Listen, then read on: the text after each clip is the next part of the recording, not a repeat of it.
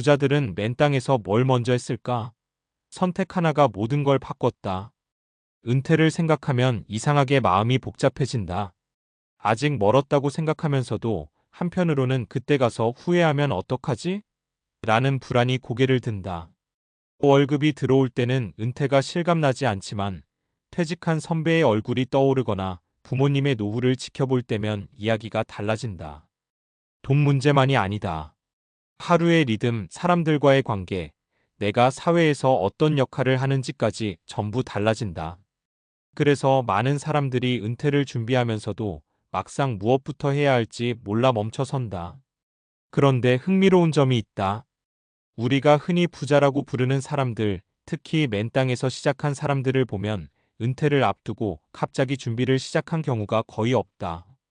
이들은 처음부터 은퇴라는 단어를 쓰지는 않았지만 결과적으로 은퇴 이후의 삶을 결정짓는 선택을 아주 이른 시점에 해버렸다. 그리고 그 선택 하나가 정말로 모든 걸 바꿨다. 많은 사람들은 부자들이 처음부터 큰 돈을 벌었을 거라고 생각한다. 하지만 실제 이야기를 들어보면 출발선은 비슷한 경우가 많다. 월급쟁이였고 장사를 하다 실패하기도 했고 투자해서 손실을 보기도 했다. 차이가 있었다면 돈을 어떻게 벌 것인가 보다 앞으로 시간을 어떻게 쓸 것인가를 먼저 고민했다는 점이다. 은퇴 준비의 본질은 결국 돈이 아니라 시간과 선택의 문제다. 첫 번째 사례를 보자. 40대 중반에 은퇴 비슷한 삶을 살고 있는 어씨 이야기다. 어씨는 대기업에 다니던 평범한 직장인이었다. 월급도 괜찮았고 남들처럼 아파트 대출을 끼고 집도 샀다. 하지만 그는 30대 초반부터 한 가지 질문을 스스로에게 계속 던졌다. 이 일을 60세까지 할 수 있을까? 답은 늘 아니다였다. 그래서 그는 승진 경쟁에 모든 에너지를 쓰기보다 퇴근 후 시간을 활용해 부동산 공부와 소규모 임대 투자를 시작했다. 처음엔 수익이 거의 없었고 주변에서는 괜히 고생한다고 했다. 하지만 중요한 건 그가 노후의 현금 흐름을 목표로 삼았다는 점이다. 15년이 지나자 월급보다 임대 수익이 더 커졌고 그는 과감히 회사를 나왔다. 지금 그는 자신을 은퇴했다고 말하지 않는다. 다만 이를 선택할 수 있는 상태가 되었다고 말한다. 두 번째 사례는 은퇴 후 삶의 질을 완전히 다르게 만든 선택에 관한 이야기다.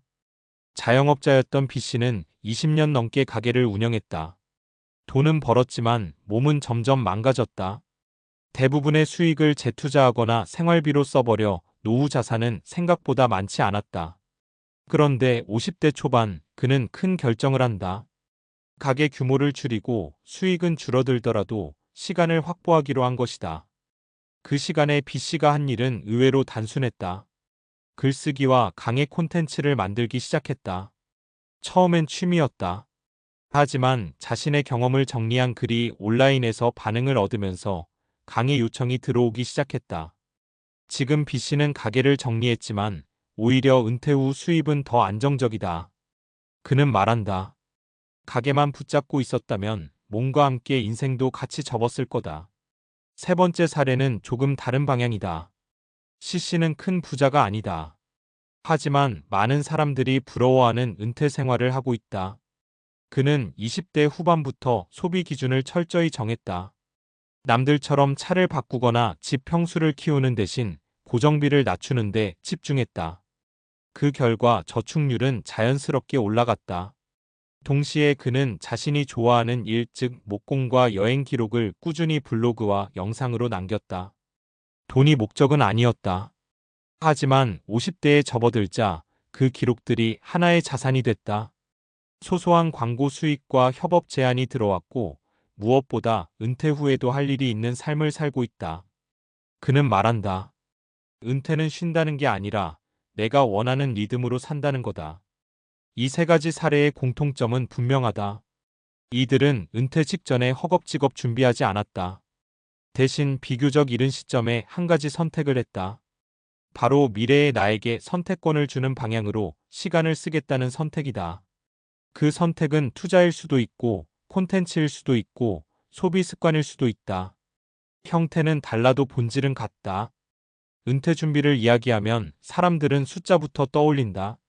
얼마가 필요하고 연금은 얼마나 나오고 부족분은 어떻게 메울지 계산한다. 물론 중요하다. 하지만 그것만으로는 은퇴 후 삶이 보장되지 않는다. 돈은 있어도 하루 종일 할 일이 없어 우울해지는 사람도 많다. 반대로 큰 돈은 없어도 의미 있는 활동과 안정적인 현금 흐름으로 만족스럽게 사는 사람도 있다. 결국 질문은 이것이다. 나는 은퇴 후에 어떤 하루를 살고 싶은가? 이 질문에 답하지 않으면 어떤 금융 상품도 완벽한 해답이 될 수 없다. 부자들은 맨 땅에서 이 질문을 먼저 던졌다. 그리고 그 질문에 맞는 선택을 하나씩 쌓아 올렸다. 그게 우리가 보기엔 부자가 된 이유처럼 보이지만 사실은 은퇴 이후 삶을 준비한 과정이었을지도 모른다. 지금 당장 큰 결정을 할 필요는 없다. 다만 오늘의 선택이 10년 뒤 내 시간을 더 자유롭게 만들지 아니면 더 올가맬지를 한 번쯤 생각해보면 좋겠다. 은퇴 준비는 먼 미래의 이야기가 아니다. 바로 지금 오늘의 선택에서 시작된다. 그렇다면 여기서 자연스럽게 이런 질문이 따라온다. 그 선택이 정말로 인생을 바꿀 만큼 중요할까? 감정적인 이야기처럼 들릴 수도 있지만 이 부분은 과학과 데이터가 꽤 명확하게 뒷받침해준다. 먼저 인간의 뇌 구조부터 보자. 행동경제학과 뇌과학에서는 인간이 현재 편향을 가진 존재라고 말한다. 쉽게 말해 우리는 먼 미래의 이익보다 지금의 편안함과 보상을 훨씬 크게 느낀다. 그래서 은퇴 준비가 중요하다는 걸 알면서도 오늘의 소비와 오늘의 피로 앞에서는 쉽게 미뤄진다. 문제는 이 편향이 누적될수록 선택의 폭이 기하급수적으로 줄어든다는 점이다. 젊을 때는 작은 선택 하나가 별것 아닌 것처럼 보이지만 시간이 지나면 되돌릴 수 없는 구조가 된다.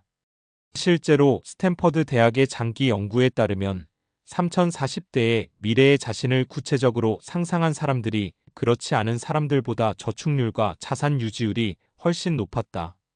흥미로운 건 이 연구에서 돈 교육보다 더 효과가 있었던 게 바로 상상이다. 숫자를 외운 사람이 아니라 은퇴 후 자신의 하루를 그림처럼 떠올린 사람이 행동을 바꿨다는 거다. 이건 돈 이야기에서 끝나지 않는다. 심리학자들은 은퇴 후 만족도를 결정하는 핵심 요소로 세 가지를 꼽는다. 첫째, 통제감. 둘째, 유의미한 역할. 셋째, 사회적 연결이다. 이 세 가지는 은퇴 직전에 갑자기 만들어지지 않는다. 통제감은 미리 쌓아둔 자산과 선택권에서 나오고 역할은 은퇴 전부터 키워온 관심사와 전문성에서 생기며 관계 역시 오랜 시간에 걸쳐 형성된다. 여기서 많은 사람들이 착각한다. 은퇴하면 그때 가서 취미를 만들면 되지 않을까? 하지만 노년학 연구에 따르면 은퇴 후 새롭게 시작한 활동보다 중년부터 이어온 활동이 정서적 안정과 삶의 만족도에 훨씬 큰 영향을 미친다. 이미 익숙한 리듬과 정체성이 있기 때문이다.